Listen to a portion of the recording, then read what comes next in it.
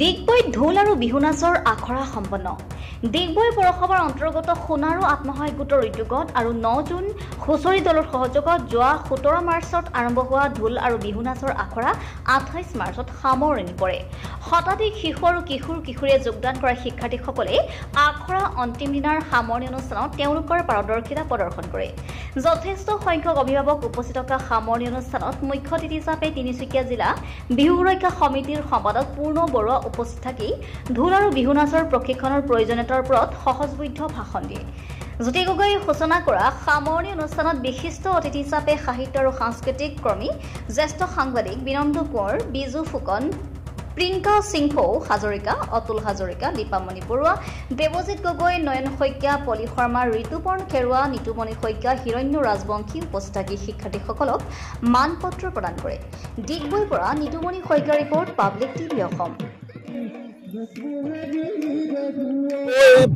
পৌৰসভাৰ অন্তৰ্গত সোণাৰু আত্মসহায়ক গোটৰ উদ্যোগত ডিগবৈ 9 জুন হুঁচৰি দলৰ সহযোগত 12 দিনীয়া ঢোল বাদন আৰু বিহু নাচ আখৰাৰ আজি সামৰণি অনুষ্ঠান।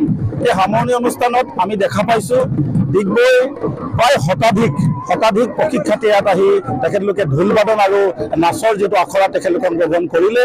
আৰু মই সেই ছাত্ৰ ছাত্ৰীসকলক বা প্ৰশিক্ষাৰ্থীসকলক ধন্যবাদ জ্ঞাপন কৰিছোঁ।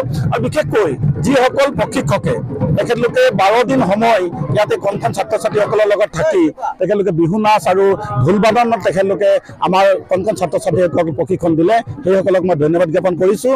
আমি আশা ৰাখিছোঁ ডিগবৈৰ যিসকল কণখন ছাত্ৰ ছাত্ৰী আছে এই ছাত্ৰ ছাত্ৰীসকলে বিহু আখৰা গ্ৰহণ কৰিলে এই ছাত্ৰ ছাত্ৰীসকল আমাৰ ভৱিষ্যত। গতিকে বিহুক জীয়াই ৰাখিবলৈ হ'লে আমি আমাৰ উঠি অহা প্ৰজন্মক আমি সৰুৰে পৰাই বিহু সংস্কৃতিৰ লগত জড়িতকৰণ কৰাব লাগিব। গতিকে যিটো প্ৰচেষ্টা আজি সোণাৰু আত্মসহায়ক গোটে লৈছে এই প্ৰচেষ্টাটো আমি ভাবোঁ ডিগবৈত বিভিন্ন দল সংগঠন আছে, এই দল সংগঠনবিলাকেও এনেধৰণৰ প্ৰচেষ্টা হাতত ল'ব লাগে। কেৱল বিহু নাচ নহয়, আমি হুঁচৰি আখৰা দিব লাগে, আমি মুকলি বিহু আখৰা দিব লাগে, আমি বিহুৱতী আখৰা দিব লাগে। আপোনালোকে মন কৰিছে যে ইতিমধ্যে আমাৰ বিহু সন্মিলনবিলাকত প্ৰতিযোগীৰ সংখ্যা দিনক দিনে নাইকিয়া হৈ গৈছে। কেৱল কিছুমান এনেকুৱা এটা আমাৰ এটা অৱস্থা আহি গৈছে যে প্ৰতিযোগিতা সলনি আমি প্ৰদৰ্শনীমূলকভাৱে কেতিয়াবা বিহু প্ৰদৰ্শন কৰিবলগীয়া অৱস্থা হয়। গতিকে আমি ভাবোঁ যদি আমি আমাৰ এই স্থানীয় ভিত্তিত যদি আমি বিহু দল তৈয়াৰ কৰি বা বিহুৱতীক আমি তৈয়াৰ কৰি আমি যদি তেখেতলোকক প্ৰতিযোগিতা মঞ্চখনলৈ নিব পাৰোঁ তেনেহ'লে প্ৰতিযোগীৰ সংখ্যাও বাঢ়িব আৰু আমাৰ বিহু সন্মিলনবিলাকৰ যিটো আচলতে পৰিৱেশ এই পৰিৱেশটো আমি উন্নত হ'ব বুলি ভাবোঁ। বিশেষকৈ আমি আৰু এটা কথা আমি মন কৰিছোঁ, যিহেতু আজিকালি বিহুবিলাক খুব ৰাতি হয়, ৰাতিপুৱালৈকে হয়, সন্ধিয়া সময়ত বিহু আৰম্ভ হৈ ৰাতিপুৱা পিছদিনাখন ৰাতিপুৱালৈকে যিহেতু প্ৰতিযোগিতা চলি থাকে, এই কথাষাৰ কিন্তু আমি খুব সমৰ্থন নকৰোঁ।